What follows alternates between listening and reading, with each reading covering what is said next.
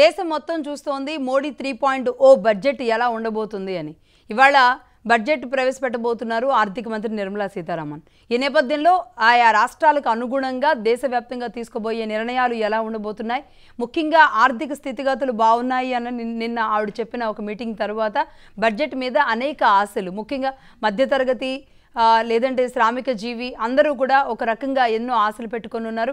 మరి కొత్త బడ్జెట్ వార్షిక బడ్జెట్ కాబట్టి మరి 3.0 వరుసగా ప్రవేశపెట్టుకుంటూ బీజేపీ అధికారంలో ఉన్న బీజేపీ వరుసగా ప్రవేశపెట్టుకుంటూ వస్తుంది. కాబట్టి బడ్జెట్ మీద పెద్దగా కసరత్తులు చేసిన పరిస్థితులు అయితే కనబడడం లేదు. కానీ ఈ మధ్య కాలంలో అంటే ఎన్డీఏలో బలం తగ్గిన నేపథ్యంలో, బీజేపీ బలం తగ్గిన నేపథ్యంలో అనేక అవసరాలు మిగతా పార్టీలు కూడా ప్రవేశపెట్టిన పరిస్థితి ఉంది. ముఖ్యంగా బీహార్కి ప్రత్యేక హోదా కానీ ప్యాకేజ్ కానీ ఇవ్వాలి అంటూ జార్ఖండ్ తర్వాత విడిపోయిన తర్వాత మా పరిస్థితి ఏంటి అనే విషయాన్ని నితీష్ కుమార్ నిన్న అడిగినట్టుగానే తెలుస్తుంది. ఈ నేపథ్యంలో అంటే బీహార్ అడిగింది అంటే రేపు ఏపీ కూడా ఎలాంటి రాబట్టుకోబోతుంది, ముఖ్యంగా అక్కడ ఉన్నది చంద్రబాబు నాయుడు గారు కాబట్టి మళ్ళీ చంద్రబాబు నాయుడు గారు 3.0 కాదు 4.0 కాదు, ఆయన మళ్ళీ 1.0గా నేను పని మొదలు పెడతాను 95ని చూపిస్తానన్నారు. కాబట్టి ఎలాంటి బడ్జెట్ రాష్ట్రానికి కూడా వచ్చే ఇలాంటి అవకాశాలు ఉండే ఛాన్సెస్ ఉన్నాయి అనే దాని మీద చాలా సర్వత్రా తెలుగు ప్రజలు కూడా ఆసక్తిగా ఎదురు చూస్తున్నారు. ఇదంతా ఒకే అయితే నిన్న అసెంబ్లీ సమావేశాలు గవర్నర్ ప్రసంగం జరిగిన నేపథ్యంలో గవర్నర్ ప్రసంగాన్ని అడ్డుకోవడానికి వైసీపీ శ్రేణులు నల్ల కండువాలు మొట్టమొదటి రోజే నల్ల కండువాలు వేసుకొని అసెంబ్లీలోకి ప్రవేశపెట్టిన దినంగా కనబడుతుంది. మొత్తం 72 హత్యలు జరిగాయి అని చెబుతున్నారు. కానీ ఒకటి రెండు ఇన్సిడెంట్లకు మాత్రమే ఆయన వెళ్ళినట్టుగా కనబడుతుంది. మరి మిగతా 70 ఇన్సిడెంట్లకు ఎందుకు వెళ్ళలేదు అనేది టీడీపీ అడుగుతుంది. దాంతోపాటుగా అసలు ఒక ప్రభుత్వం ఫామ్ అయిన అతి కొద్ది రోజుల్లోనే తొలి బడ్జెట్ సమావేశాల్లోనే ఎలా వ్యవహరించడం ఏంటి అని ముఖ్యంగా వైసీపీలోని సీనియర్లే ముక్కును వేలేసుకుంటున్న పరిస్థితి ఉంది. అన్నిటికంటే విడ్డూరం ఏంటి అంటే సేవ్ డెమోక్రసీ అంటూ అనంతబాబు ప్లకార్డు పట్టుకోవడం ఇంకా సంభ్రమాశ్చర్యానికి తెలుగు ప్రజల్ని గురి చేస్తుంది అనేది టీడీపీ వాదన. నిజం అంటే జగన్మోహన్ రెడ్డి ప్రతిపక్ష నాయకుడిగా మరి ఈ ఆందోళన చేయకూడదా, లేదంటే ఇప్పుడే కోడి కూసినట్టుగా మరి ఇప్పుడే మొదలు పెట్టడం అనేది ప్రజల్ని ఎంతవరకు ఆమోదింపజేస్తుంది? దీని గురించి డిబేట్లోకి వెళదాం. అప్సన్ రాజేష్ గారు ఉన్నారు స్టూడియోలో. నమస్తే అండి రాజేష్ గారు. అలాగే ఆనం వెంకటరమణారెడ్డి గారు ఉన్నారు, టీడీపీ సీనియర్ నాయకులు. నమస్తే ఆనం గారు. Good morning madam. మీకు ప్యానలిస్ట్ కి మహా న్యూస్ ప్రేక్షకులకి very good morning. Very good morning అండి. అలాగే రజనీ గారు ఉన్నారు, జనసేన నాయకులు. నమస్తే అండి రజనీ గారు. నమస్తే అండి. నమస్తే అండి. ముందుగా ఆనం గారు మీరే చెప్పండి. ఆల్మోస్ట్ అంటే నిన్నంతా జరిగిన ఇన్సిడెంట్స్ ఇవాళ జరగబోయాయి నేను చెప్పాను. జగన్మోహన్ రెడ్డి గారు ప్లకార్డులు పట్టుకొని అసలు పోలీసుల్ని ఆయన వార్న్ చేసి మీ అంతు చూస్తాం, ఇంకా అంటే ఎవరు ఏంటి మూడు సింహాలు ఉన్నాయి మీకు అని గుర్తు చేయడం ఏంటి అంటే ఇదంతా పోలీసుల్ని మీరు చెరబట్టారా 50 రోజుల్లోనే? ఏం జరుగుతుంది? పూర్తిగా ఇప్పుడు వాళ్ళ స్టాటిస్టిక్స్ కి వస్తాం మేడం ఫస్ట్. ఎందుకంటే అసలు ఇదంతా ఒక పెద్ద బోగస్. అసలు ఆ పనికి రాని మాటలు జగన్మోహన్ రెడ్డి మాట్లాడుతున్నాడు అనేది సింపుల్ స్టాటిస్టిక్స్ లో నేను ప్రూవ్ చేస్తాను మీకు. వాళ్ళు చెప్పే లెక్కలేదు 4,500 కేసెస్ ఇన్ 42 days. అదే కదా కట్ ఆఫ్. వాళ్ళు ఇచ్చిన కట్ ఆఫ్ వాళ్ళు ఇచ్చిన అరౌండ్ 4,400 వస్తుంది. 4-5 తీసుకుంటాం అంటే యావరేజ్ 42 days లో average per day number of cases అని అరౌండ్ 110 కేసెస్ వస్తున్నాయి. 110 కేసెస్ ఒకవేళ ఎఫ్ఐఆర్ పోలీసు వాళ్ళు బుక్ చేయకుండా కావాలని ఆపేరే అనుకుంటాం వాళ్ళ వర్షన్ లో. ఓకే, సాక్షి పేపర్లు అయితే రావాలి కదా. ఇప్పుడు రోజుకి 110 ఇన్సిడెంట్స్ ఒక స్టేట్ లో 42 రోజుల్లో హింసకాండ జరిగితే ఆంధ్రజ్యోతిలో రాదు, మహా టీవీలో రాదు, మిగతా ఛానల్స్ లో రావు, ఈనాడులో రాదు, అంతా ఎల్లో మీడియా వాళ్ళ ప్రకారం ఎల్లో మీడియాలో రాదు. సరే, వాళ్ళ బ్లూ మీడియాలో వాళ్ళ ఛానల్లో బ్లూ మీడియా కూడా పక్కన పెట్టేస్తాం. వాళ్ళ సాక్షి ఛానల్లో కానీ సాక్షి పేపర్లో కానీ ఈ 110 ఇన్సిడెంట్స్ పర్ డే ఏది జరిగినాయో ఎన్ని వాళ్ళ పేపర్ లో ముద్రించారు అంటే యావరేజ్ నాకు తెలిసి వాళ్ళు 1-2 కేసులు అనేది it's very common, A government లో ఉన్నా జరుగుతుంటాయి. ఓకే, సో 110 కేసెస్ జరిగినప్పుడు ఏమైనా సాక్షి పేపర్ లో కానీ సాక్షి ఛానల్లో కానీ వాళ్ళు ఎక్కడైనా కూడా ఆ పేపర్ లో వచ్చినాయి ఆ న్యూస్ ఎందుకు రాలేదు అంటే వైసీపీ కార్యకర్తల మీద ఇంత హింసకాండ జరుగుతుంటే సాక్షి పేపర్లు ఎయిరా? పెట్టింది దేనికి పేపర్? అది వైఎస్ కుటుంబానికి వాళ్ళకి అండ వాళ్ళకి అండదండగా వాళ్ళు పొగుడుతూ వాళ్ళ పార్టీని ఫస్ట్ కాంగ్రెస్ ఇప్పుడు వైసీపీని పొగిడేదానికే పెట్టిన పేపరు. మరి టీడీపీ ఇంత హింసకాండ చేస్తుంటే సాక్షిలో ఎందుకు రాయలేదు అనేది నా పాయింట్. Simple point. అంటే అది సాక్షిలో రాయలేదు. అంటే ఈ మీరన్న 4000 లిస్ట్ ఉందంటారా? అంటే నాకు తెలిసి నిన్న 72 అంటే దాడులు 4000, మరణించింది 72 మంది అన్నట్టున్నారు. అది ఎట్టైనా కానీ యావరేజ్ 110 ఏదో వస్తుంది కదా మేడం రోజుకి. పర్ డే 110, రోజుకి 110 కేసులు జరుగుతుంటే మీరు సాక్షి పేపర్ లో ఎందుకు వేయలేదని మా ఫస్ట్ పాయింట్. కానీ మీరు అన్నట్టు ఈ వార్తలు తప్ప ఇంకే వార్తలు ఉండకూడదు 110 అయితే. ఉండకూడదు కదా, అసలు ఫిల్ అయిపోవాలి కదా పేపర్. ఇంకా ఎక్స్ట్రా పేపర్స్ తీసుకోవరా? వాళ్ళు 10-12 పేపర్లు ఉంటాయో 13 అయినప్పుడు సాక్షి పూర్తిగా చదవను కాబట్టి నాకు ఐడియా లేదు. కానీ ఎన్ని పేజెస్ ఉన్నాయో అంటే సాక్షి చదువుతా, ఎందుకంటే పొద్దున్నే మా అమ్మ ఎప్పుడైనా కోడిగుడ్లు చికెన్ దమ్మంటే మాత్రం ఒక రేట్లు వేస్తుంటారు ఫ్రంట్ పేజ్ లో. ఆ రేట్ల వరకు చూస్తాను కానీ మీతో మ్యాటర్ రేట్ చూడను. నేనేమంటానంటే 110 కేసెస్ పర్ డే మీరు సాక్షిలో ప్రింట్ చేయాలంటే అసలు పేపర్ సరిపోదు కదా. అంటే ఇవన్నీ ఒక బూటకం అనేది మీ సాక్షి పేపర్ చూస్తే చెప్పేస్తాము. ఇప్పుడు ఉండింది లేనిది ఉండింది రాసే పేపరు మీ కార్యకర్తల మీద హింస జరుగుతున్నారు. మీరు ఎందుకు పేపర్ లో ప్రింట్ చేయలేదు, టీవీ ఛానల్లో ఎందుకు చెప్పలేదు అనేది పాయింట్. సో ఆ పాయింట్ తీసుకుంటే ఇదంతా నాన్ సెన్స్, అసలు ఇది టోటల్ ఫేక్ అనేది అక్కడ అర్థమైపోతుంది. అలాగే ఒక్కసారి ఆనంద్ గారు ఒకసారి ఆడియో ప్లే చేయండి.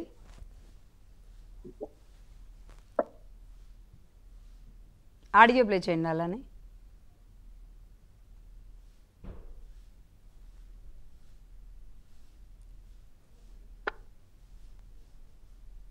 జగన్మోహన్ రెడ్డి గారు నిన్న అక్కడ ఒక పోలీస్కి ఆయన అంటే సేమ్ అంటే ప్రతిపక్షంలో ఉన్నప్పుడు ఎలా వ్యవహరించేవాళ్ళు సేమ్ అదే సీన్ కనబడింది. ఒకసారి ఆడియో ప్లే చేయండి.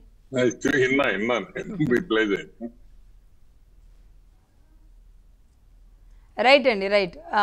సో అంటే 5 ఏళ్ల పాటు అధికారంలో ఉండి పోలీసుల్ని అంటే మరి పోలీసుల వ్యవస్థ ఎలా నడిచిందో కానీ ఈరోజు పోలీసులకి ఆయన వార్న్ చేస్తున్న విధానం అంటే పోలీసులు ఇబ్బంది పెడుతున్నారా లేదంటే పోలీసులు ఆయన కాపాడుతున్నారా? అసలు ఏంటి అక్కడ జరిగిన సీన్ ఏంటండి? మేడం గారు ఒక సింపుల్ పాయింట్, ఇప్పుడు మీరు అసెంబ్లీలోకి బయట వాళ్ళని రానికూడదు అంతే కదా. చాలా మంది చూశాను నేను బయట వాళ్ళని ఆ క్రౌడ్ లో. అంటే ఎమ్మెల్యేలు కానోళ్ళు అందరూ ప్లే కార్డులు పట్టుకుని వస్తే ఆపుకి ఏం చేస్తారు? ఈ పర్పస్ ఈస్ ఆపాలనే కదా. ఆయన వచ్చింది ఆపాలని, ఆయన వచ్చింది పోలీసులు అరెస్ట్ చేయాలి, పోలీసులు ఆయన చొక్కా పట్టుకోవాలి, తొయ్యాలి, అవన్నీ చేస్తే ఆయనకి పబ్లిసిటీ వస్తుంది. నేను అది జరగలేదు. ఆ ఫ్రస్ట్రేషన్ జగన్మోహన్ రెడ్డి మీద ఫేస్ మీద కనిపించింది కదా.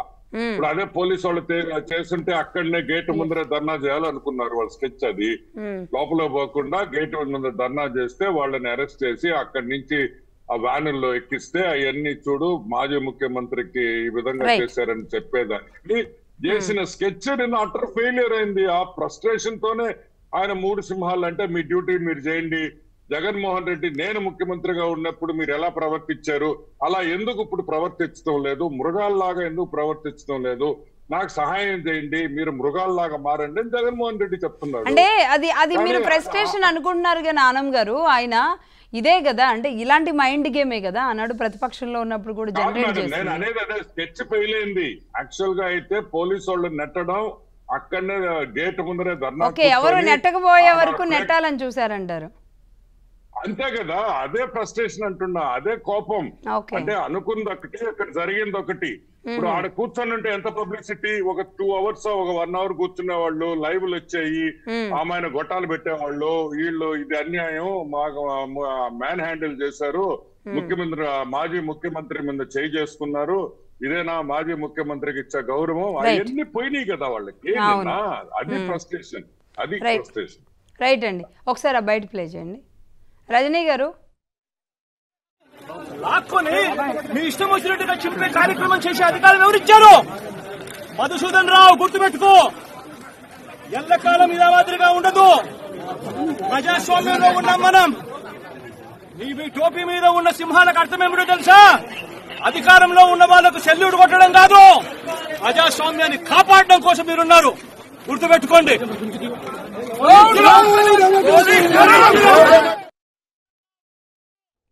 రైట్ రజనీ గారు.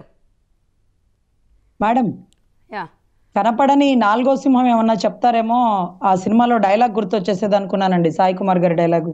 కనపడని నాలుగో సింహమేరా పులివెందల జగన్ అంటాడేమో, సింక్ అయ్యేది అనుకున్నా. సరిగ్గా డైలాగ్ డెలివరీ అనేది కూడా చేయలేకపోయారు. ఇంకొకటి ఏంటంటే మేడం, చాలా చాలా హాస్యాస్పదమైన విషయము, శాంతి భద్రతలు అన్నారు. శాంతి ఎక్కడ భద్రత ఎక్కడ అనే పదానికి కూడా ఆయనకి అర్థం తెలియదు. ఆ పూజకి సిద్ధమా అంటే పూజ సిద్ధంగానే ఉందా అనేటటువంటి వ్యవహార శైలి ఉన్నటువంటి వైసీపీ కార్యకర్తల వర్గం. సో ఇక్కడ ఏం జరుగుతుందంటే మేడం, వినుకొండలో లా అండ్ ఆర్డర్ ఫెయిల్ అయిందని వినుకొండ పోలీసుల మీద ఘర్షణ పడిన ఆయన అదే వినుకొండలో వల్లా బ్రహ్మనాయుడు గారు లాంటి వ్యక్తి ఎమ్మెల్యే తెర బొమ్మలు వేసుకుంటూ ఈరోజు తెర మీద నుంచి అరణ్యట్రం చేశాడో లేకపోతే రాజకీయ కుట్రకోణంతో వచ్చాడో, what ever it may be, చూస్తున్న కొండలల్లి క్వారీల్లో తవ్వుకుంటూ వెళ్ళిపోతే మా జన సైనికుడు అండి ఒకసారి ఆ క్వారీ ఎదురుగా సెల్ఫీ దిగాడండి. ఆ పక్కనే గుడి ఉందట. నువ్వెందుకు దిగావురా బాబు అంటే, కాదు మేడం పక్కనే గుడి ఉంది, గుడి దగ్గర సెల్ఫీ దిగితే అది క్వారీ పడింది అంటే ఆ క్వారీ ఫేస్బుక్ లో పెట్టాడట, అంటే గుడి ముందు దిగిన ఫోటో. నువ్వు నా అక్రమ క్వారీని ఫేస్బుక్ లో ఫోటో పెడతావా అంటూ ఆ వ్యక్తి ఎవరైతే జన సైనికుడు ఉన్నాడో ఆ వ్యక్తిని కుళ్ళబొడిచి వాళ్ళ ఇంటికి వెళ్ళి వాళ్ళ తల్లిని బెదిరించారంట, చంపేస్తావు నీ కొడుకు ఆ ఫోటో దిగిపోతే అనుకుంటున్నాడేమో జనసేన జెండా జనసేన నాయకుడు అని తొక్కి ట్రక్కుల అరికితో తొక్కిచ్చేస్తున్నాడట. అనుకొండ పోలీస్ స్టేషన్కి వచ్చి కంప్లైంట్ అడిగితే సిఐ గారు, నేనే స్వయంగానండి, సిఐ గారు మేము ఎంక్వైరీ చేస్తామండి, కొంచెం పెద్దవాళ్ళతో కూడా మాట్లాడతాం. ఎవరా పెద్దవాళ్ళు? కంప్లైంట్ ఇచ్చిన వాళ్ళు వీళ్ళు, బాధితులు వీళ్ళు. ఎవరా పెద్దవాళ్ళు అంటే ఎమ్మెల్యే గారితో మాట్లాడకుండా ఎమ్మెల్యే గారి సంబంధిత వ్యక్తుల మీద కేసులు కట్టారట. స్వయంగా నేనే వెళ్ళాను సార్, బాధితులు చూస్తున్నారు కేసులు కట్టలేదని. బయటకు వెళ్ళి ధర్నా చేస్తే డిఎస్పీ ఫోన్ చేసి ఎఫ్ఐఆర్ కడతాం రజనీ గారు, బాధితులు వంటి మీద గాయాలు ఉన్నాయి, మేము కన్సిడర్ చేస్తామన్న మాట వినుకొండలో జరిగింది. గంజాయి విచ్చలవిడిగా సేవించి 65 ఏళ్ల వృద్ధురాల మీద ఒక 16 ఏళ్ళటువంటి ఒక ముస్లిం బాలకుడు రేప్ చేస్తే ఆవిడని GGH లో అడ్మిట్ చేస్తే, గంజాయి ఏముందిలేండి అక్కడక్కడ దొరుకుతుంది, అక్కడక్కడ దొరకడానికి ఇదేమన్నా కుంభకోణం కాఫీ అనుకున్నావా? రేర్ గా పెట్టారండి మా ఊర్లో అనడానికి. నిన్న మొన్న కూడా జిలాని వాళ్ళ మదర్ చెప్తున్నారు గంజాయి తాగి ఇలా చేశాడని. గంజాయి తాగడం ఏంటి?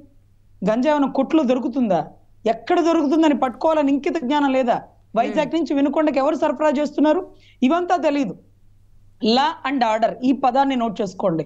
మా పవన్ కళ్యాణ్ గారు పేదలకి ఇళ్లలో క్వాలిటీ లేదు, వర్షపు నీళ్ళలో మునిగిపోతున్నాయి, వాటి ఫోటో తీసి పెట్టండి అంటూ ఒక రోజు ఒక ప్రోగ్రాం పెట్టారు. జన సైనికులు వెళ్ళి ఊరు బయట ఉండేటటువంటి ఆ ఫోటోలు తీయడానికి వెళ్తే ఆ రోజు 144 అమల్లో ఉంది, మీరు ఒక కారులో బయటికి వెళ్ళకూడదు అంటూ వాళ్ళ మీద కేసులు కట్టారు ఇదే వినుకొండ పోలీసు వారు.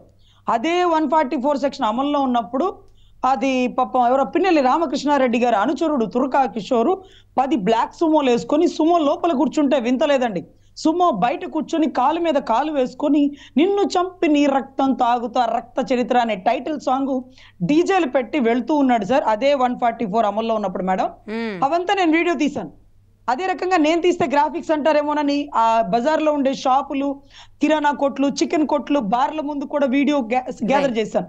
సరే ఇలాగా 144 అమల్లో ఉన్నప్పుడు ఇలా జరుగుతుంది అంటే సిఐ గారు ఏమన్నారంటే, మేడం అది ఎక్కడ జరుగుతుంది? బస్ స్టాండ్ దగ్గర. ఓకే, నేను మార్కెట్ దగ్గర ఉన్నాను, నేను ఎంక్వైరీ చేస్తానండి అన్నాడు. కేసు కట్టలేదు, ఎంక్వైరీ చేయలేదు. మార్కెట్ కి బస్ స్టాండ్ కి అదేమన్నా అమెరికా వాటికన్ సిటీ అంత దూరం అనుకుంటున్నారా? అది కూడా పట్టుకోలేదు. అంటే లా అండ్ ఆర్డర్ ని వినుకొండలో ఎలా అమలు పరిచారు? గత రాజారెడ్డి గారి రాజ్యాంగం అమల్లో ఉన్నప్పుడు ప్రత్యక్ష సాక్షి నేను సిఐలు ఇంప్లిమెంట్ చేయలే, వల్ల బ్రహ్మనాయుడు గారితో మాట్లాడాలన్నారు. అదేంటి సార్ 144 అమల్లో ఉంటే ఇదిగోండి బ్లాక్ సుమోలో తిరుగుతున్నాడు, కేసులు కట్టండి, 10 సుమోలు సీజ్ చేయండి అంటే అవి ఎవరో తెలుసా, మాకేం చేయాలో మాకు తెలుసు, మీరు ఏదైనా ఉంటే కోర్టులో చూసుకోండి అని మాట్లాడినటువంటి వ్యవహార శైలి మేము చూసాం. ఈ రోజు ఆయన వినుకొండ వచ్చి లా అండ్ ఆర్డర్ అంటే మాకు అర్థం కావట్లేదు. ఎవరి ఆర్డర్ మీద గత 5 సంవత్సరాలు లా నడిచిందో ఈ రోజు ఆ వ్యక్తి ఇక్కడికి వచ్చి జిల్లాని రిషీద్ అంటూ ఇదేదో జరుగుతుంటే మాకు అర్థం కాల. మీరందరూ కూడా వైసీపీ కార్యవర్గం ఈ రోజు టీడీపీలోకి వచ్చాడేమో, టీడీపీలోకి వచ్చి తప్పు చేసి దాన్ని కప్పెట్టి కాపాడేవాడు ఎవరు ఉండరండి. చంద్రబాబు గారు, పవన్ కళ్యాణ్ గారు డిసిప్లిన్ కి బ్రాండ్ అంబాసిడర్. తప్పు చేసిన వాడు సొంత పార్టీ అభ్యర్థి అయినా సరే చొక్కా కాలర్ పట్టుకొని ఈడ్చుకెళ్లి పోలీసులకి అప్పచెప్పడంలో నెంబర్ 1 రూలింగ్. సో ఇలా ఒక వ్యక్తిని కప్పెడితే మీరు రావచ్చు, ఆ వ్యక్తి దొరకపోతే 10 రోజులు 20 రోజులు అయిపోతే మీరు రావచ్చు. ఆ వ్యక్తిని మంచివాడు అని చెప్తే మీరు రావచ్చు. ఆ వ్యక్తిని పట్టుకున్నారు, అరెస్ట్ చేశారు. ఇంకా ఎందుకు మీరు అక్కడికి వచ్చారు? కాంపన్సేషన్ ఏమైనా ఇచ్చారా? నష్టపరిహారం లేదు. వచ్చారు, మాట్లాడారు, పలకరించారు. ఇష్యూ అది. కానీ అసెంబ్లీ దగ్గర విషయం చూస్తే సో అంటే ఇప్పుడు ఆనం గారు చెప్పినట్లుగా 4000 కేసులు లేదంటే 72 మర్డర్లు అంటే రాష్ట్రం ఈరోజు ఎక్కడుండాలి అసలు? అవన్నీ జరిగినాయండి. కానీ 5 సంవత్సరాల పరిపాలనలో ఆయన అది చెప్పడం మర్చిపోయారు. లాస్ట్ 2 ముక్కలు చెప్పాడు. మీరు చెప్పిన లిస్ట్ అంతా కరెక్టే. ఆయన ఏమి అంత తేలిగ్గా మాట్లాడరు, పాపం ఆలోచించే మాట్లాడతారు. కానీ ముందు ముక్క చెప్పలేదు. నేనున్న 5 సంవత్సరాల నుంచి జరిగిన లిస్టు అనేది ఒకటి చెప్తే బాగుండేది. లేకపోతే ఆనం గారికి కూడా డౌట్ వచ్చి ఉండేది కాదు. లిస్ట్ మొత్తం బయటకు తీసి ఈ రోజుకి ఎనానమస్ గా 150 ఉండేని అని అనుకోరక్కర్లా. 5 సంవత్సరాలలో రాష్ట్రం ఒక చదువుకున్న డాక్టర్ మాస్క్ అడిగితే చంపేసిందా? ఒక దళిత బిడ్డని చంపేసిందా అనంతబాబా? లేకపోతే ప్రతి ఒక్కటండి. సో ఇవన్నీ కూడా ఆయన లిస్ట్ లో జరిగిపోయిన మరణాలని లెక్క తీసి చెప్తున్నారు. కాకపోతే ఈ 45 రోజులు ఈ 10 రోజులు అని మాట్లాడారేమో పాపం మర్చిపోయి. ఇంకే 3 సింహాలు అన్నారు. కనపడని 4వ సింహం మా పులివెందల పిల్లి అని మరొకసారి రాష్ట్ర ప్రజలు గుర్తిస్తారండి. అయినా గవర్నర్ సమావేశాలను అడ్డుకోవడం ఏంటండి? రాష్ట్రపతి పరిపాలన అంటే రాష్ట్రంలో విధించే పరిపాలన అనుకున్నాడా? అసలు ఏం తెలుసు ఆయనకి? ఏం చదువుకున్నాడు? అడగండి. సేమ్ అంటే ఇదే అర్థం కాక అందరూ కన్ఫ్యూజన్ లో ఉన్నారు. ఏంటి జగన్మోహన్ రెడ్డి గారు 5 ఏళ్లను మర్చిపోయారా అన్న ఒక కన్ఫ్యూజన్ లో అయితే ఉన్నారు. అప్సన్ రాజేష్ గారు ఈరోజు బడ్జెట్ సమావేశాలు, జగన్మోహన్ రెడ్డి గారు ఏమో ఢిల్లీ వెళ్ళి ఆందోళన చేస్తా అంటున్నారు. దేనికి? రాష్ట్రానికి కావాల్సిన నిధుల కోసమో లేదంటే ఇక్కడ ఉన్న అధికార పార్టీ ఏం చేయాలి అని చెప్పడం కోసమో కాదు. ఇక్కడ ఏదో జరిగిపోతుంది అని డే 1 నుంచి చెప్పడం అంటే ఏంటి అసలు? రాష్ట్ర ప్రజలు ఎలా చూడాలి ఈ ఇన్సిడెంట్స్ని? అనంతబాబు గారు సేవ్ డెమోక్రసీ ప్లకార్డు పట్టుకోవడంతో నేనంతా సోషల్ మీడియాలో అదే. ముందుగా ప్యానల్లో ఉన్న ఇరువురు మిత్రులు అలాగే మహాన్యూస్ వీక్షకులందరికీ కూడా శుభోదయం. మీరు పదే పదే అనంతబాబు గురించి ప్రస్తావిస్తున్నారు. ఇది అనంతబాబు పట్ల ప్రదర్శిస్తున్న వివక్ష. అనంతబాబు అభిమానిగా నేను చాలా ఆక్షేపిస్తున్నా. అవునా? ఎందుకంటే అనంతబాబు మీద ఒక హత్య కేసు ఉంది అని చెప్పని అతను ప్లే కార్డు పట్టుకోకూడదు అంటున్నారు. మరి పుట్టెడు సిబిఐ కేసులు, ఎన్ఫోర్స్మెంట్ డైరెక్టరేట్ కేసులు, ఓవరాల్గా 32 కేసులను జగన్మోహన్ రెడ్డి పట్టుకోవచ్చా? అసలు జగన్మోహన్ రెడ్డికి ఆ హక్కు ఉందా? అర్హత ఉందా? ప్రజాస్వామ్యం గురించి మాట్లాడే నైతికత అతనికి ఉందా? అతని వెనుకున్న సమూహం మొత్తం అదే ముఠ.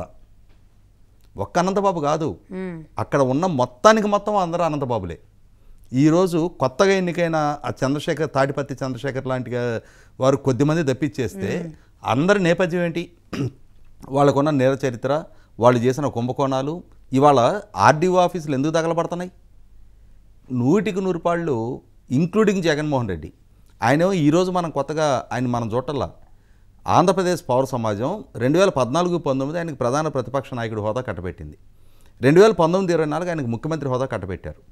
ఈ 2 పాత్రల్లో ఆయన్ని చూసిన ప్రజలు ఈ 2 స్థానాలకు నువ్వు పనికిరావు అని చెప్పని ఈసారి ప్రతిపక్ష హోదా కూడా లేని ఒక సాధారణ పులివెందుల ఎమ్మెల్యే స్థాయికి పరిమితం చేశారు.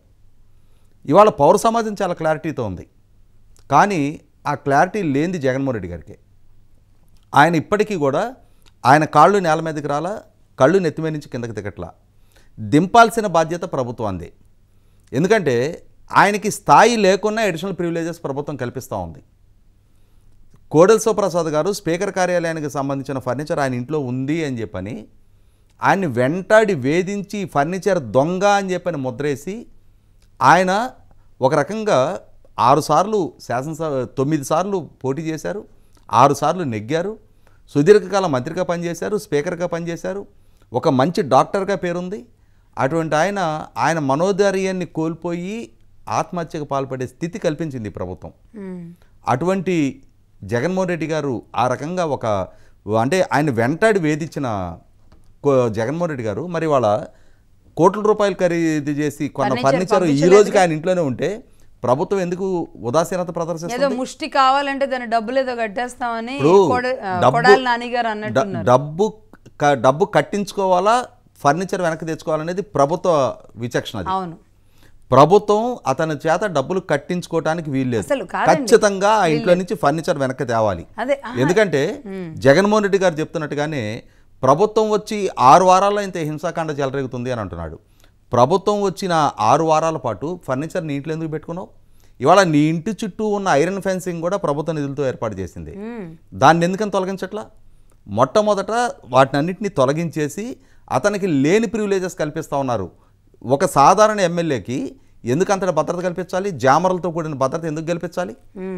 అతను మొట్టమొదట ఆ కాన్వాయ్ విత్డ్రా చేసుకొని మార్నింగ్ 10కి బయలుదేరితే ఈవినింగ్ 5:20కి వినుకొండ చేరుకునే అంతటి భారీ ర్యాలీలు తీసే అంతటి ఘనకార్యం ఏం సాధించావు? నువ్వేనా ఊరేగింపులు చేసుకునే ఘనకార్యం సాధించావా? కావాలని ఒక ఆర్కెస్ట్రేటెడ్ డ్రామా నడిపిస్తా, నాకు ఇంకా ప్రజాదరణ పూర్తిగా ఉంది అని చెప్పని ఒక ఇమేజ్ కల్పించే ప్రయత్నం చేస్తున్నాడు. ఇదే సందర్భంలో అంటే నాకు అర్థం కావట్లేదు, దీన్ని చిన్నపిల్లల మనస్తత్వం అంటారా, చిల్లరతనం అంటారా? అంటే నాకు తెలియట్లా. 100కి 100 ఫక్తు చిల్లర రాజకీయం. ఈ చిల్లర రాజకీయంతో ఏవగింపుకు గురైన ప్రజలే వైసీపీ పార్టీని, జగన్మోహన్ రెడ్డి గారిని ఓడించాల ప్రభుత్వాన్ని శిక్షించారు. 150 స్థానాల నుంచి ఒక గౌరవప్రదమైన ఓటమి అంటే ఒక 56 స్థానాలు దక్కుండాలి.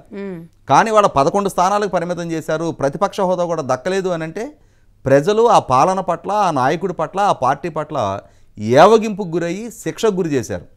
అయినా సరే జగన్మోహన్ రెడ్డి గారిలో రియలైజేషన్ లేదు. ఆయన వినుకొండలో చూసాం, ఆయన ప్రెస్ మీట్ సందర్భంగా ప్రశ్న అడ్రస్ చేసి మాట్లాడుతున్న సందర్భంగా ఒక విలేకరి ఒక ప్రశ్న సంధించారు అని చెప్పని, ఏందిబ్బా నా ఫ్లో అంతా బాగొట్టావు అంటే ఆ షార్ట్ మెమరీ. నిన్న చూసాం మిస్టర్ మధుసూదన్ రావు అంటున్నారు కదా, ఆ అధికారి పేరు సుధాకర్ రావు, మధుసూదన్ రావు కాదు. ఎదురుగా ఆయన నేమ్ ప్లేట్ కనిపిస్తుంది ఎదురుగా, ఆయన పేరు సుధాకర్ రావు, మధుసూదన్ రావు కాదు. పక్క ఇవాళ పేపర్లోనే వచ్చింది అది. ఆయన పేరే మధుసూదన్ రావు కాదు. కానీ కళ్ళ ముందు కనిపించేది ఏంది, 52 ఏళ్ళు వచ్చినాయి, డెఫినెట్గా రీడింగ్ గ్లాసెస్ అవసరం అవుతాయి. ఆయన జుట్టుకు రంగేసుకొని కుర్రాన్ని అనిపించుకోవడం కోసం ఆ రీడింగ్ గ్లాసెస్ పెట్టుకోవట్లేదు. ఆ ఎదురుకున్న పేరు కూడా కనపడక ఏదో ఒకటి వాడేశాడు. ఆ రావు అనేది చూసి మధుసూదన్ రావు అని చెప్పేశారు. అదే ఆ 3 సింహాలను గుర్తు చేయడం.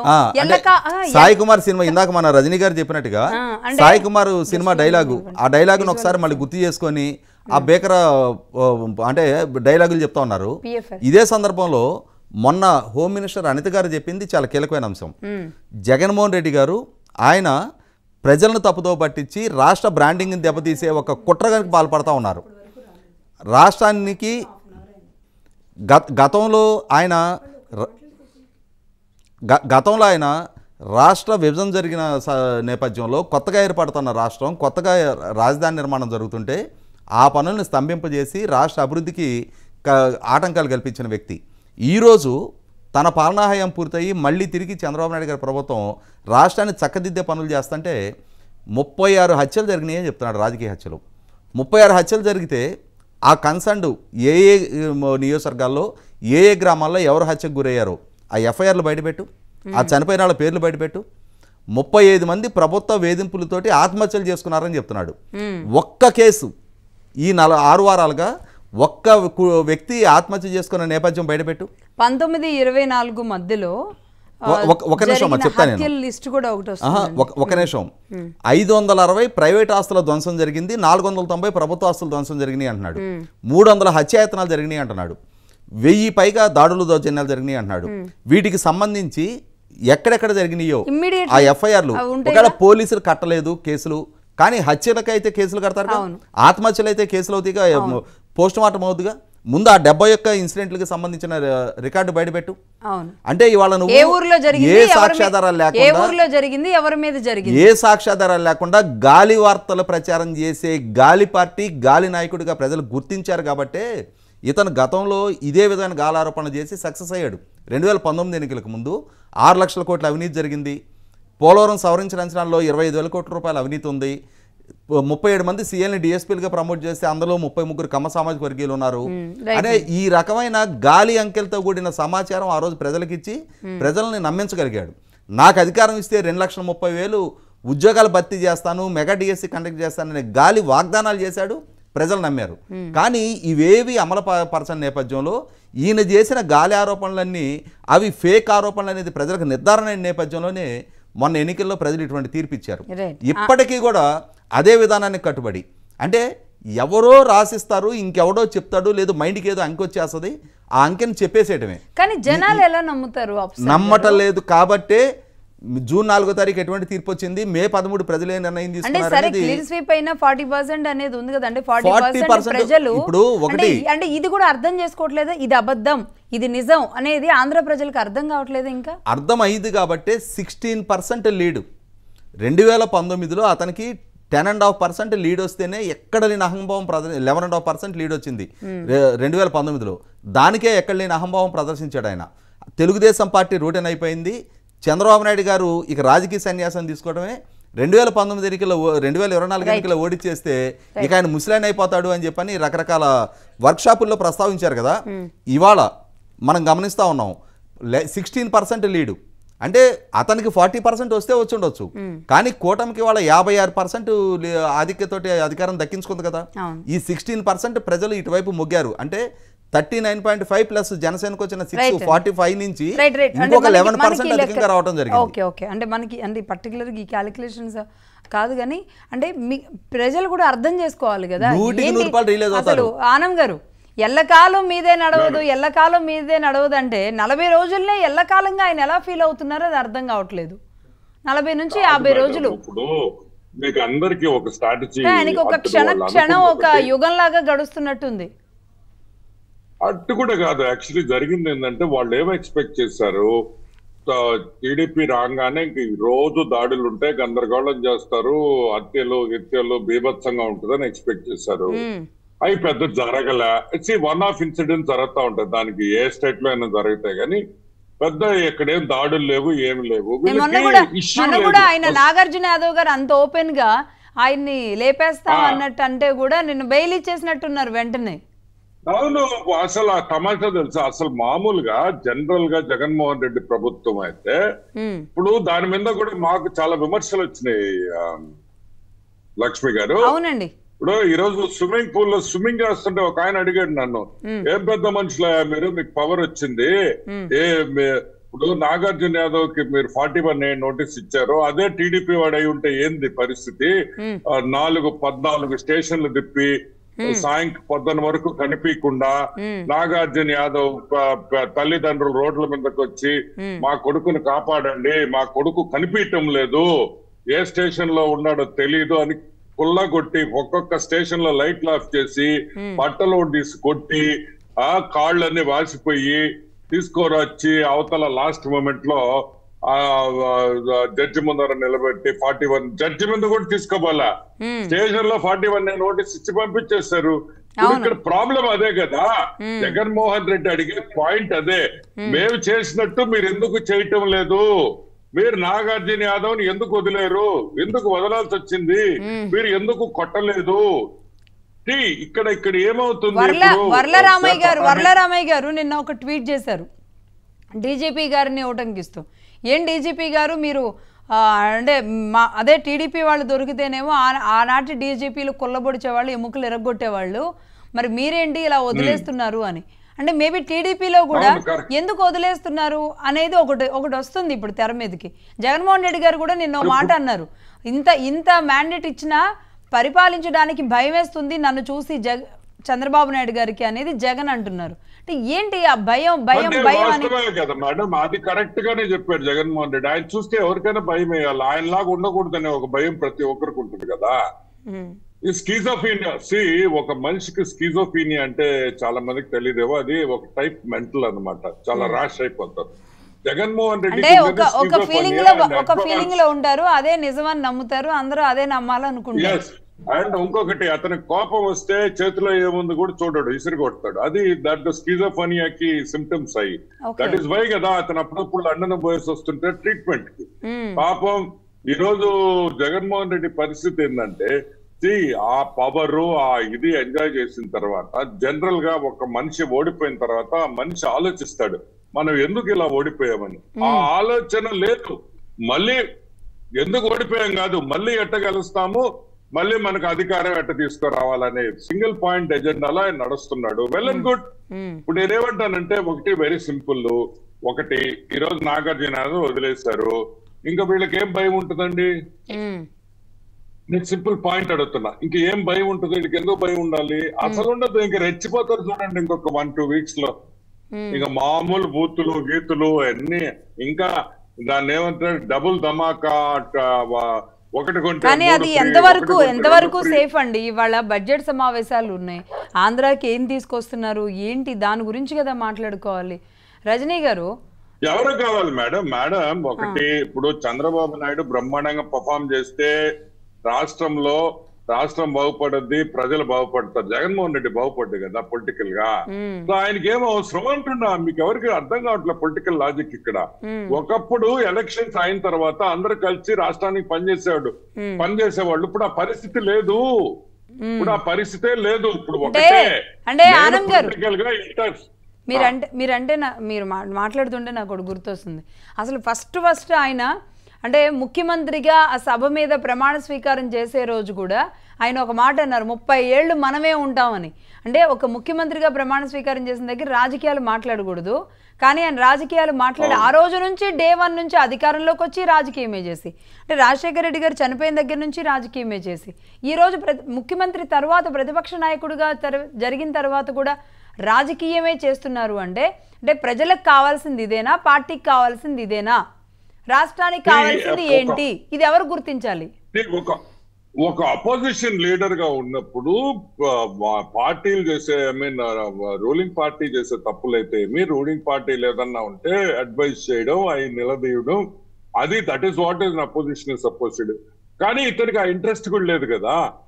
ఈ రోజు గవర్నర్ స్పీచ్ ఉంది, నువ్వు గవర్నర్ స్పీచ్ కి గందరగోళం చేసావు, మళ్ళీ ఈ రోజు గవర్నర్ స్పీచ్ కి రిప్లై అయ్యాలా? అసలు ఫస్ట్ అండ్ ఫార్మోస్ట్ ఈ రోజు ఎన్డీఏ కూటమి చేసిన మొట్టమొదటి తప్పు ఏంటంటే, ఆ రోజు ఫస్ట్ డే ఆఫ్ అసెంబ్లీ ఆయన కారు లోపల దాకా రానియడమే ఒక తప్పు. ఏమో అంటే మీ మెతకతనం మీ మంచితనం చంద్రబాబు నాయుడు గారు అధికారంలో ఉన్నప్పటికీ కూడా రాష్ట్రంలో అభివృద్ధికి ఏమైనా ఆటంకాలు కలుగుతున్నాయా అన్న వాదన అయితే మళ్ళీ ప్రజల్లో సన్నగా మొదలైంది. ఇప్పుడు అవుతుంది కూడా. ఇప్పుడు ఏమైంది, ఇప్పుడు ఆ రోజు ఒక మాజీ ముఖ్యమంత్రి పవన్ కళ్యాణ్ గారు at the same time Chandrababu గారు కలుసుకొని నిర్ణయం తీసుకొని, లేదు అతనికి మనం ఎందుకు తక్కువ చేయడం కరెక్ట్ కాదు, ఆయనకి లేకపోయినా కూడా ఇస్తామని వాళ్ళు డిసైడ్ వచ్చి, అది హుండాతనం. ఒక వ్యక్తికి, ఒక వైఎస్ రాజశేఖర రెడ్డి బిడ్డకి ఇచ్చిన గౌరవం. ఇప్పుడు ఆ గౌరవం నిలుపుకోలేని వ్యక్తి, ఇంకొకటి ఇంగ్లీష్ లో ఒక సామెత ఉంది, నెవర్ త్రో పర్ల్స్ బిఫోర్ అ పిగ్ అని. నెవర్ త్రో పర్ల్స్ బిఫోర్ అ పిగ్. ఎందుకంటే ఆ సామెత సారాంశం ఏంటంటే, the Pig does not know the value of the pearls. So నేనేమంటానంటే, అంటే ఇన్ లిటరల్ సెన్స్ నేను చెప్పటం లేదు, but it's a saying in English. So Jaganmohan Reddy మనం మంచితనం చూపించిన దాని వల్ల ఉపయోగం ఏంది అంటున్నా. ఒక మనిషి ఒక రిసీవ్ చేసుకునే కెపాసిటీ ఉంటే నీ మంచితనం గుర్తిస్తాడు, లేకపోతే నీ హుండాతనం గుర్తిస్తాడు, అప్పుడు అతను అదే విధంగా బిహేవ్ చేస్తాడు. అసలు ఆ కాన్సెప్టే లేదు కదా ఇక్కడ. So what is the point అంటున్నాను. రైట్. రజనీ గారు ఇక్కడ ఎలా ఉంది అంటే, ఎలాంటి కాంట్రవర్సీసా లేదంటే ఇది ఎలా అర్థం చేసుకోవాలి? ఇప్పుడు జగన్మోహన్ రెడ్డి గారు టీడీపీ రెచ్చిపోయి తన వాళ్ళని ఇబ్బంది పెట్టాలని చూస్తున్నారా, లేదు టీడీపీ ఇలా సంయమనంగా ఉండడం టీడీపీకే శరాఘాతంగా మారేలాంటి పరిస్థితులకి కారణమవుతుందా? ఎలా చూడాలి ఈ రెండు ట్రాక్స్ ని? మేడం, ముఖ్యంగా ఇందాక చెప్పారు 30 ఏళ్ళు పరిపాలిస్తాను అంటున్నాడంటే, ఆయన రాజశేఖర్ రెడ్డి గారు కొడుకు అనుకున్నాడా, రాజా విక్రమార్కుడు కొడుకు అనుకున్నాడా నాకు అర్థం కావట్లేదు. ప్రజాస్వామ్య వ్యవస్థలో 5 ఏళ్ళు ఒకళ్ళు ఎలక్షన్స్ దేనికి వచ్చాయో కూడా తెలియనటువంటి కనీస ఇంకిత జ్ఞానం లేదు. అయినా రాజారెడ్డి గారు, రాజశేఖర్ రెడ్డి గారు రాజా జగన్ అయి ఉండాల్సింది, బాగుండేది. సో రాజా జగన్ అనేది పెట్టలే, ఉట్టి జగన్ అనేది పెట్టారు. ఆ ఉట్టిగానే ఉండమనండి. అసలు తోక జాడిస్తే రాష్ట్ర ప్రజలు, ఇదేమో ఈ ప్రజాస్వామ్య వ్యవస్థ కాకుండా పోలా, ఇది ప్రజాస్వామ్యం, ప్రజలు ఎన్నికతో గెలిచిన వ్యక్తులు. ఈరోజు మాచర్ల ఘటన చూస్తే ఇక్కడ ఒకటి జరుగుతుందండి. అదేదో సినిమాలో బ్రహ్మానందం కనుక SMS రిక్వెస్ట్ పెడతాడు, నా పర్ఫార్మెన్స్ కనుక మీకు నచ్చినట్లయితే మీరు ఒక్కసారి ఇక్కడ టిక్ కొట్టండి నాకు అంటూ. ఈరోజు కొడాలి నాని గారు అయితే ఏకంగా చంద్రబాబు గారు ముఖ్యమంత్రి ప్రమాణ స్వీకారం చేశాక కూడా వాడ వీడ ఖర్జూర నాయుడు, లవంగ నాయుడు, యాలుక్క నాయుడు అని మాట్లాడుతుంటే, ఏంట్రా బాబు వీళ్ళ ధైర్యం అంటే, ఎవరు ముందు జైలుకి వెళ్తారు, మీ పర్ఫార్మెన్స్ చూపించండి అంటూ జగన్ గారు ఒక టాస్క్ పెట్టారు. ఈ గ్యాప్ లో వల్లభనేని వంశీ గారు అమెరికాలో రెస్ట్ తీసుకున్నారు, పాపం మన రోజక్క అయితే చెన్నైలో రెస్ట్ తీసుకుంది. తొందరగా అంటే బయటికి రావడం ఒక తోక జాడింపు మాట అంటారు. అనగానే మన వాళ్ళు అరెస్ట్ చేయాలి. అరెస్ట్ చేయగానే నా SMS రిక్వెస్ట్ వచ్చింది, చూడండి ఇప్పుడు నేను అరెస్ట్ అయ్యాను, నా పెర్ఫార్మెన్స్ మీకు నచ్చాలి అంటూ జగన్ గారి దగ్గర. పాపం ఆయన చూస్తే పిన్నెల్లి రామకృష్ణారెడ్డి గారు జైల్లో ఉండి బయటకు వచ్చేయడానికి నేను అక్కడ లేను అని పెట్టుకుంటే, అవును బయటే ఉండలేదు, ఆ ప్లేస్ లోనే ఉన్నాడు అంటూ ఈయన పోయి మాట్లాడాడు. ఆ బెయిల్ కేస్తా క్యాన్సిల్ అయిపోయింది, ఆయన లోపలే ఉన్నాడు. సో ఇప్పుడు ఈ గేమ్ షోలో ఫస్ట్ విన్నర్ ఎవరు? పిన్నెల్లి రామకృష్ణారెడ్డి గారు. ఈయన SMS రిక్వెస్ట్ పెట్టుకుంటే ఈయన విన్ అయిపోయాడు. ఇప్పుడు నెక్స్ట్ అరెస్ట్ అవబోయేది ఎవరు? పాపం శ్రీరెడ్డి గారో లేకపోతే ఇందాక మీరన్న ఇంకొక యాదవ్ గారో, వీళ్ళందరినీ వీళ్ళతో మనకెందుకు, వీళ్ళు చిల్లర మనుషులు, వీళ్ళని వదిలేయండి అంటూ చంద్రబాబు నాయుడు గారు అరెస్టులు ఏమొద్దు కానీ అభివృద్ధి మీద కాన్సన్ట్రేషన్ పెట్టండి అంటూ ఆయన దగ్గర ఉండే ప్లస్ ఆర్ మైనస్ ఏంటంటే ఆయన చెప్పేవేది పబ్లిసిటీగా చెప్పరు, చేసేవి. అదే రకంగా అవతల వాడు చేసిన తప్పుల్ని కూడా ఓపెన్ గా చూపించరు. మనం ఎలా అభివృద్ధి చేస్తున్నామని చెప్తారు. ఎందుకంటే 33,000 ఎకరాలు కలెక్ట్ చేశాడని ఆయన ఓడిపోయాక మా అందరికీ తెలిసింది. ఆ పదం కూడా మేము పెద్దగా వినలా. ఆయన 2019 లోపు చేసినటువంటి గొప్ప పనులు, 2019 తర్వాత 33,000 ఎకరాలు కలెక్ట్ చేశారు అనే మాట అప్పుడు తెలుస్తుంది. ఒక మనిషిని నమ్మి, ఒక వ్యక్తిని నమ్మి, ఒక మహా వ్యక్తి, ఒక మహాశక్తిగా నమ్మి 33,000 ఎకరాలు రాష్ట్ర ప్రజలు ఇచ్చారంటే నీకు దమ్ముంటే వైజాగ్ లో 3,000 ఎకరాలు కలెక్ట్ చేయని చూద్దాం, నిన్ను నమ్మిస్తారేమో. సో ఇవంతా ఏంటంటే మనం చేసిన అభివృద్ధి అనేది చెప్పాలా, పబ్లిసిటీలో బయటికి వెళ్ళాలా. ఈయన చేశాడు దిశ యాప్ అండి. అసలు మాకు కృష్ణా బ్యారేజ్ బోర్డర్ వరకు బ్యారేజ్ మొత్తం దిశ యాప్ ఈ రెండు సరిగా ఇంప్లిమెంట్ అయి చావాల, కానీ దాన్ని మాత్రం పబ్లిసిటీ చేసి పడేశాడు. ఈ రకమైన పబ్లిసిటీ పీక్ స్టేజ్ లో ఉన్న వ్యక్తి SMS రిక్వెస్ట్లు ఇచ్చి ఈరోజు ప్రతి ఒక్క ఎమ్మెల్యే అరెస్ట్ అవ్వాలి. ఎందుకంటే గత ప్రభుత్వంలో అచ్చెన్నాయుడు గారిని, వీళ్ళని అందరు అయ్యన్న పాత్రుడు గారి మీద రేప్ కేసు వేశారు. సో ఇలా ప్రతి ఒక్కరి మీద కేసులు వేశారు. కానీ చంద్రబాబు గారు మాత్రం ఏ వ్యక్తి మీద కేసులు అనవసరం, అరెస్టులు అనవసరం, వాళ్ళు అవినీతి చేస్తే ఆధారాలతో పట్టుకొని జైల్లో వేయండి, అంతేగాని ఈ పిచ్చి పనులు చేస్తూ సమయం వృధా చేయకండి, లాండ్ ఆర్డర్ కాన్సన్ట్రేషన్ పెట్టండి, ఆడపిల్లలకి అన్యాయం జరిగితే పోరాడండి, ఎక్కడన్నా అంతవరకు బాగానే ఉంది. కానీ ప్రజలు ఒక్కటి రజనీ గారు చెప్పిన దాంట్లో ఒక చిన్న ఇది, పాపం అచ్చెన్నాయుడికి ఫైల్స్ వస్తే మీకు గుర్తుందా రజనీ గారు? ఫైల్స్ వస్తే జీప్ లో ఎక్కించుకొని అయ్యా ఫైల్స్ ఆపరేషన్ అయి 3 రోజులు అయిందంటే కూడా ఆల్మోస్ట్ 14 గంటలు జీప్ లో తీసుకొని వచ్చి ఊరు తిప్పి నిజంగా ఎంత ఘోరం, ఆయన ఎంత ఆనంద్ గారు ఆ టైంలో నేను లైవ్ లోనే ఉన్నాను. నిజంగా ఆయనకు పక్కన బ్లీడింగ్ అవుతుండే, GGH దాకా దాదాపుగా ఇన్ని గంటలో తీసుకొచ్చి కరోనా టైంలో, అందులో ఆయనకి ఇక్కడ నుంచి వెళ్ళిన తర్వాత మళ్ళీ కరోనా స్టార్ట్ అయింది. రిమైండ్ లో ఉండగానే నిజంగా ఆయన దాని నుంచి నిజంగా బయటపడ్డారు. లేదంటే కోడెలా గారు లాంటి పరిస్థితి ఈయనకు కూడా వచ్చి ఏదో జరగబోతుందన్న ఒక భయం కూడా వచ్చింది. రిమాండ్ లో ఉండగా అచ్చెన్నాయుడు గారికి కరోనా వచ్చింది, ధూళిపల్లి నరేంద్ర గారికి కరోనా వచ్చింది. ఆయన రిమాండ్ లో ఉండగానే మేడం అసలు వినుకొండలో అరెస్ట్ చేయాలి అని జగన్మోహన్ రెడ్డి గారు ఎక్స్పెక్ట్ చేశారు మేడం. రమ్మ హత్య కేసు మా గుంటూరులో నరికేసినప్పుడు లోకేష్ గారు చూడడానికి వచ్చినప్పుడు ఇందాక ఆనం గారు చెప్పినట్టే లోకేష్ గారి 4-5 వెహికల్స్ లో అటువైపు తిప్పేస్తారు కానీ ఆ ప్రదేశానికి రానివ్వలేదు.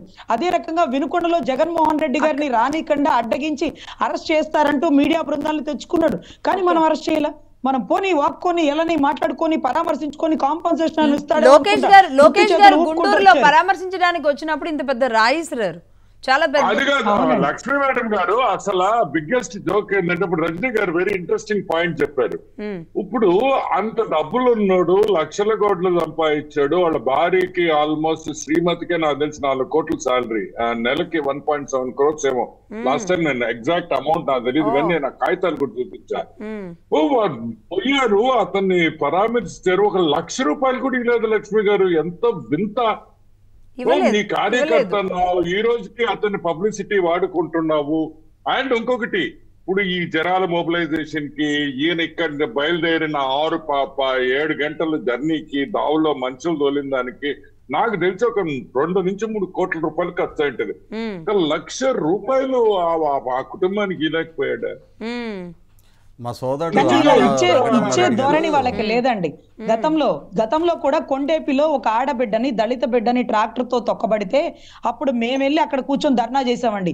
ఆదిమూల సురేష్ గారు చొక్కాలు ఇప్పుకొని దళితులకు అన్యాయం జరిగిందన్న వ్యక్తి ఒంగోలు కలెక్టర్ ఆఫీస్ కి రాలేదండి. కానీ చంద్రబాబు గారు నక్క ఆనంద్ బాబు గారిని పంపించి 5 లక్షల రూపాయల చెక్కు ఆ అమ్మాయికి నా కళ్ళ ముందు ఇచ్చారండి. మరి దళితులకు అన్యాయం జరిగిందని ఎర్రగొండపాలెంలో చొక్కాలు ఇప్పుకున్న మినిస్టరు అక్కడికి వచ్చి అరే మన దళిత బిడ్డను ట్రాక్టర్ తో తొక్కిచ్చారంటే అరే దళితుల్లో కూడా నీకు రంగులు కులాలు పార్టీలు నీకెందుకు? ఇక్కడ ఆడబిడ్డను తొక్కిచ్చారు కదా. కలెక్టర్ ఆఫీస్ క్లోజ్ చేస్తుంటే మూసేస్తున్న టైంలో పాపం ఆయన అందరినీ పెట్టుకొని వెళ్ళి వాళ్ళకి చెక్ ఇచ్చారండి. అంత దృఢమైన సంకల్పంతో ఉంటారు. కొండేపిలో గెలిచినటువంటి ఆ వ్యక్తి గారు కూడా వచ్చారు, ఒక ఎమ్మెల్యే గారు ఆయన వచ్చారు. అందరూ ఆన్ ది స్పాట్ లో ఉండాలా, కాంపన్సేషన్ ఇవ్వాలా, వాళ్ళని పరామర్శించాలా. కానీ ప్రతిపక్ష నాయకుడుగా ఉన్న ఈయన రూపాయి తీయలేదు. పుట్టిగా పరామర్శించడానికి వచ్చి మళ్ళీ అక్కడ నిర్బంధించారండి. నక్క ఆనంద్ బాబు గారిని అరెస్ట్ చేసే మూమెంట్ జరిగింది. ఇక్కడ జగన్ గారి ఒంటి మీద చెయ్యలా, పోలీసులు ఆయన్ని తాకలా, చక్కగా మీడియా ముందు మాట్లాడుకున్నాడు. షోకిల్ల రాయుడు లాగా అంబటి రాంబాబు వీళ్ళందరూ మళ్ళీ వెళ్ళిపోయారు. అంతేకాని ఇక్కడ ఎక్కడ అన్యాయం అనేది జరగలేదండి. ఆ వ్యక్తి తప్పు చేస్తే ఇక్కడ అర్థం కాని విషయం అదే. అంటే ఏమండి గతంలో ప్రతిపక్షంలో ఉన్నప్పుడు కూడా రెచ్చగొట్టి అంటే తను అనుకున్న ఒక ట్రాప్ లోకి తీసుకురండి. జగన్మోహన్ రెడ్డి గారికి స్కిజోఫీనియా సంథింగ్ ఏదో అంటున్నారు కానీ ఆనం గారు మైకుల ముందుకు వచ్చేస్తారు. సోదరులు ఆనంద్ గారు చాలా హై ఎక్స్పెక్టేషన్ ఉన్నారు. లక్షలు పరిహారం ఇవ్వాలని చెప్పని. రేపు సెప్టెంబర్ 2వ తారీఖు వాళ్ళ నాన్నగారు చనిపోయి 15 సంవత్సరాలు అయింది. ఈ 15 సంవత్సరాలుగా వాళ్ళ కుటుంబ సభ్యులు ఒక్క 10 రూపాయలు వాళ్ళ డబ్బులు ఖర్చు పెట్టి ఎండాకాలం ఎక్కడన్నా చలివేంద్రం పెట్టి 10 మందికి మంచినీళ్ళు పోసిన చరిత్ర ఉందా వాళ్ళ సొంత డబ్బులతో? ఇంకా లక్షలు ఇచ్చే సంగతి పక్కకు పెట్టండి. వాళ్ళకి చేతనైంది ఏంటంటే రాజేష్ గారు వైఎస్ఆర్ ఫౌండేషన్ గురించి కూడా చెప్పండి. వాళ్ళ వైఎస్ఆర్ ఫౌండేషన్ లో రూపాయి ఖర్చు పెట్టలే, నేను ప్రెస్ మీట్ కూడా పెట్టున్నాను. అవును, వాళ్ళకి చేతనైంది ఏంటంటే ప్రభుత్వ పథకాలకు పేర్లు పెట్టు, సంస్థలకు పేర్లు పెట్టు, ప్రాంతాలకు పేర్లు పెట్టు, అంతేగాని వాళ్ళ జేబులోంచి ₹1 తీయడానికి ఆస్కారం లేదు. ఇంకొక అంశం ఇక రాష్ట్రానికి సంబంధించి జగన్మోహన్ రెడ్డి గారు రాష్ట్రపతి పాలన పెట్టాలి అంటున్నారు. అంటే ఈ 40 రోజుల క్రితం ఏర్పడ్డ ప్రభుత్వాన్ని ఆయన సహించలేకపోతున్నారు, భరించలేకపోతున్నారు, జీర్ణించుకోలేకపోతున్నారు. ఒక రకంగా అయిపోతున్నారు కదా జగన్మోహన్ రెడ్డి గారు. అసలు సిసలు రాష్ట్రపతి పాలన ఎప్పుడు పెట్టుండాల్సిందంటే వాళ్ళ సొంత చిన్నాన్న హత్య కేసు మా అన్న పరిపాలనలో న్యాయం జరగదు, సిబిఐకి విచారణకి ఇవ్వండి అని చెప్పని వాళ్ళ సొంత చిన్నాన్న కుమార్తె హైకోర్టుకి వెళ్ళి సుప్రీంకోర్టుకి వెళ్ళి సిబిఐ విచారణ సాధించుకున్న రోజే జగన్మోహన్ రెడ్డి అసమర్థుడు అని చెప్పని రాష్ట్రపతి పాలన పెట్టుండాల్సింది. జగన్మోహన్ రెడ్డి పరిపాలనలో సిబిఐ విచారణకు ప్రతిబంధకాలు కల్పిస్తున్నారు, వేరే రాష్ట్రానికి బదిలీ చేయండి అని చెప్పని సుప్రీంకోర్టు ఆదేశాలతో ఆ కేసును వేరే రాష్ట్రానికి బదిలీ చేసిన రోజే సిగ్గుతో తలంచుకొని పాలకుడికి దిగిపోయి ఉండాల్సింది, రాష్ట్రపతి పాలన పెట్టుండాల్సింది. లేదు ఒక హత్య కేసు అక్యూజ్డ్ని సిబిఐ అరెస్ట్ చేయడానికి వస్తుంటే అరెస్టు చెయ్యని పరిస్థితులు రాష్ట్రంలో సృష్టించబడ్డ రోజు ఆ రోజు విశ్వభారతి హాస్పిటల్ కర్నూలులో అవినాష్ రెడ్డిని సిబిఐ అరెస్ట్ చేయనీయకుండా అక్కడ ప్రతిబంధకాలు సృష్టించి పోలీసులు సహాయ నిరాకరణ చేసిన రోజు రాష్ట్రంలో శాంతి భద్రతల పరిస్థితి ఇది, రాష్ట్రంలో ప్రభుత్వ యంత్రాంగ పనితీరు ఇది అని చెప్పని ఆ రోజు రాష్ట్రపతి పాలన పెట్టుండాల్సింది. ఇవేవి జగన్మోహన్ రెడ్డి గుర్తులేదు. ఇవాళ మళ్ళీ తిరిగి ప్రజలు నువ్వు వద్దురా బాబు మా రాష్ట్రాన్ని మేము బాగు చేసుకుంటాం, మాకు చంద్రబాబు నాయుడు గారి నాయకత్వంలో ఉన్న కూటమి ద్వారా మేము రాష్ట్రాన్ని మళ్ళీ అభివృద్ధి బాటలో పయనింపజేసుకుంటాం, మాకు మా బిడ్డలకి మా రాష్ట్రానికి ఒక భవిష్యత్తు కల్పించుకుంటాం అని చెప్పని ఒక నిర్ణయంతో 11 స్థానాలకు పరిమితం చేస్తే ఇంకా జీర్ణించుకోలేక ఈ రకమైన అంటే ఆ ఫ్రస్ట్రేషన్ని రాష్ట్రం మీద చూపిస్తూ ఉన్నాడు. ఈ సందర్భంలో 100కి 100 అతను రాష్ట్రద్రోహి, రాజద్రోహి. ఖచ్చితంగా అతను ఇవాళ నేరపూరిత చర్యలకు పాల్పడుతున్నాడు, రాష్ట్ర బ్రాండింగ్ దెబ్బతీసే ప్రయత్నం చేస్తున్నాడు. ఈ సందర్భంలో ఇమ్మీడియట్గా అతని మీద లీగల్గా యాక్షన్ తీసుకొని తీరాల్సిందే, అతను కట్టడి చేసి తీరాల్సిందే. అతని ప్రతి తప్పుని ప్రతి దుందుడుకు స్వభావాన్ని కనుక ఉపేక్షిస్తూ ఉంటే చంద్రబాబు నాయుడు గారు పెద్ద మనిషిగా వ్యవహరిస్తూ ఉదారత ప్రదర్శిస్తుంటే అతనికి వాస్తవం కళ్ళ ముందుకు రావట్లా. అతని కాళ్ళు నేల మీదకి రావాలి అన్నా, నెత్తికెక్కిన కళ్ళు కిందకి దిగాలి అన్నా మొట్టమొదట అతని స్థాయిని అతని స్థానాన్ని అతనికి గుర్తు చేయాలి. ఎలా అండి నువ్వు ఒక సాధారణ ఎమ్మెల్యేవే, నీకు అడిషనల్ ప్రివిలేజెస్ ఉండవు, నీ కోసం ట్రాఫిక్ కాపీ. అతను ముఖ్యమంత్రిగా ఉన్న రోజు అతని కోసం బ్యారికేడ్లు కట్టి షట్టర్లు మూసేసి పరదాలు కట్టి కొద్ది కిలోమీటర్ల దూరానికి హెలికాప్టర్ ప్రజల జీవితాన్ని స్తంభింపజేశారు. నిన్న వినుకొండ పర్యటన సందర్భంగా కూడా అతని కోసం ట్రాఫిక్ కాపటం. ఎందుకు ట్రాఫిక్ కాపాలి? ఇవాళ ఒక సాధారణ ఎమ్మెల్యే కోసం అసలు ఎందుకు ట్రాఫిక్ కాపాలి? ఇవాళ ముఖ్యమంత్రులే రేవంత్ రెడ్డి గారు, చంద్రబాబు నాయుడు గారు మా కోసం అదనపు భద్రతలు కల్పియొద్దు, మీరు ప్రజలకు ఇబ్బంది కలిగియొద్దు అని చెప్పని చెప్తున్నప్పుడు ఒక ప్రతిపక్ష నాయకుడు హోదా కూడా లేని ఒక సాధారణ ఎమ్మెల్యే కోసం ప్రజలకు ఎందుకు ఇన్కన్వీనియన్స్ కలిగియాలి? మొన్న ఎలక్షన్స్ ముందు చూసాం, ఇతను తాడేపల్లి నుంచి పొన్నూరులో సభకు అటెండ్ అవడానికి వెళ్తుంటే పొన్నూరు నుంచి 30 కిలోమీటర్ల యువతలో ఉన్న హెలికాప్టర్లో ప్రయాణం చేస్తున్నాడు. పొన్నూరు నుంచి 30 కిలోమీటర్ల యువతలో ఉన్న తెనాలిలో రోడ్డు మీద ట్రాఫిక్ కాపారు. అంటే ఆ పోలీసులకు బుద్ధి లేదా? లేదు ఆ పాలకులుగా ఉన్న హోమ్ మినిస్టర్లకు వాళ్ళకి జ్ఞానం లేదా? ఇంకా జగన్మోహన్ రెడ్డి గారు ముఖ్యమంత్రి అనేది పోలీసులు వ్యవస్థలు ఎట్టి పరిస్థితుల్లో అతనికి తత్వం బోధపడే పరిస్థితి ప్రభుత్వం కల్పించాలి. ప్రజల నిర్ణయం తీసేసుకున్నారు, ప్రజల తనకు ఆ స్థాయి లేదని చెప్పారు. ప్రజా తీర్పుని వైలేట్ చేయడం చంద్రబాబు నాయుడు గారికి కూడా తగదు.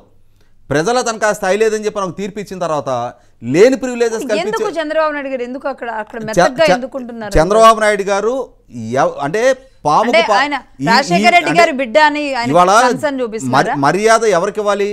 ఇందాక ఆనం గారు చెప్పినట్టుగానే అపాత్ర దానం చేయొద్దని కూడా మనకు పెద్దలు చెప్పున్నారు. దానం చెయ్యాలి, మర్యాద పాటించాలి. అదే సందర్భంలో అపాత్ర దానం చేయొద్దు, అయోగ్యులకి అటువంటి మర్యాద ఇవ్వాల్సిన నష్టం లేదు. ప్రజలు ఇతనికి ఆ యోగ్యత లేదని ఒక స్పష్టమైన తీర్పు ఇచ్చేశారు. ప్రజలు ఇచ్చిన తీర్పుని మీరెందుకు వైలేట్ చేస్తున్నారు? అతనికి ఆ స్థాయి లేదని ఇవాళ అతన్ని ఫ్రీగా వదిలేయటం వల్ల మన సెంట్రల్ మినిస్టర్ పెమ్మసాని చంద్రశేఖర్ గారు చెప్పింది అక్షర సత్యం. జగన్మోహన్ రెడ్డి రోడ్డెక్కిన ప్రతి క్షణం రాష్ట్రానికి ద్రోహమే, రాష్ట్ర బ్రాండింగ్ దెబ్బతింటది. జగన్మోహన్ రెడ్డిని స్వేచ్ఛగా తిరగనిస్తే అతను స్వేచ్ఛాయుత రాజకీయ కార్యకలాపాలు నిర్వహించుకోవడానికి ప్రతిబంధకాలు కల్పినవసరం లేదని భావిస్తే అది రేపు రాష్ట్రానికి కూడా నష్టం చేస్తున్నట్టే. ప్రజలు అతని రాజకీయాన్ని ద్వేషించారు, ఏవగించుకున్నారు, శిక్షించారు అతన్ని. అతను ఓడించలా. 151 నుంచి 11 స్థానాలకు పరిమితం కావడం అంటే అది శిక్ష. అటువంటి వ్యక్తికి అడిషనల్ ప్రివిలేజెస్ కల్పించాల్సిన నెస్టీ లేదు. ఖచ్చితంగా ఈ విషయంలో ఇప్పటికే టీడీపీ శ్రేణులే ఈ విషయాన్ని ఓపెన్ గా చెప్పే అంటే ఢిల్లీ స్థాయిలో ఎంతమంది పరిగణలో తీసుకుంటారు, ఎన్ని మీడియా సంస్థలు కవరేజ్ చేస్తే ఇవన్నీ పక్కకు పెట్టండి. రాష్ట్రంలో జరగని నేరాలు జరిగినట్టుగా, జరగని హత్యలు జరిగినట్టుగా, జరగని దాడులు జరిగినట్టుగా ఇవాళ ఢిల్లీ స్థాయిలోకి వెళ్ళి అతను ఒక ప్రచారం చేసే ప్రయత్నం చేస్తున్నాడు.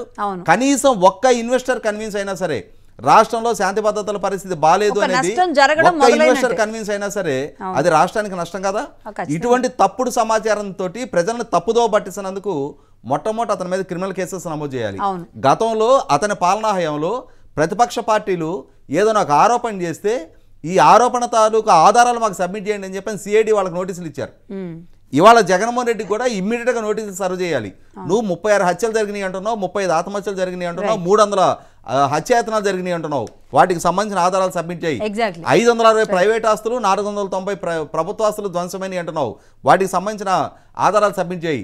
1000 దాడులు దౌర్జన్యాలు జరిగినాయి అంటున్నావు, వాటికి సంబంధించిన ఆధారాలు సబ్మిట్ చేయమని చెప్పని మొట్టమొదటిగా అతనికి నోటీసులు సర్వ్ చేసి అతన్ని అకౌంటబుల్ చేయాలి. ఎగ్జాక్ట్లీ. నా నోటి నుంచి ఏదొచ్చినా చలమణ అవుద్ది, నేను ఏది మాట్లాడినా నాది ప్రచారం చేయడానికి నాకు ఒక సొంత మీడియా ఉంది, నా చేతిలో సోషల్ మీడియా ఉంది, విశృంఖల ప్రచారం చేయడానికి మొదటి నుంచి నేను ఎంచుకున్న విధానం ఇదే అని చెప్పని అతను చెలరేగిపోతున్న సందర్భంలో నీ ఆటలిక సాగవు, నీ ఇష్టం వచ్చిన విమర్శ చేస్తే ఖచ్చితంగా నువ్వు అకౌంటబుల్ అయితే రాసిందే అని చెప్పని చట్టం ముందు అతన్ని నిలబెడితే తప్ప అతను వైఖరిలో మార్పు రాదు.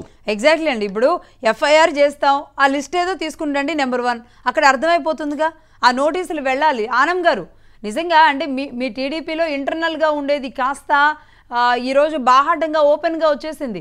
ఈరోజు పెమ్మసాని గారు అన్నట్లుగా ఆయన రోడ్డు మీదకి వచ్చిన ప్రతిసారి రాష్ట్రానికి ప్రతిబంధకమే. అంటే ఆయన రోడ్డు మీదకి రానియకుండా చేయాలి అంటే కనుక కొంచెం సీరియస్గా ఉండాలి. ఇప్పుడు అప్పసాని గారు చెప్పిన ప్రతి అక్షరం కూడా, ప్రతి అక్షరం మీ ప్రభుత్వానికి మంచి సూచన. అది కరెక్ట్. ఇప్పుడు రోడ్డు మీద రానియకూడదు అంటే డెమోక్రసీ అది కుదరదు మేడం. బట్ రాజేష్ గారు అన్నట్టు ఎస్, ఇప్పుడు నువ్వు చెప్పినవన్నీ మేము టేకప్ చేస్తాము, ఒక ఇండిపెండెంట్ సిట్టింగ్ జడ్జ్ తో విచారణ జరిపిస్తాము, కాబట్టి వెంటనే ఈ విచారణలో మీరు హాజరు కావాలని ఇమీడియట్ గా ఒక రిటైర్డ్ జడ్జి తో ఒక కమిషన్, ఇంకా కూడా మనం కావాలంటే అసలు దీనికి జగన్మోహన్ రెడ్డి కూడా సజెషన్ ఇవ్వమంటాం, మంచి జడ్జి, ఆనెస్ట్ జడ్జిని తీసుకొని వచ్చి ఒక కమిషన్ వేసి 1 month 20 days లోపల దీన్ని విచారించాలని.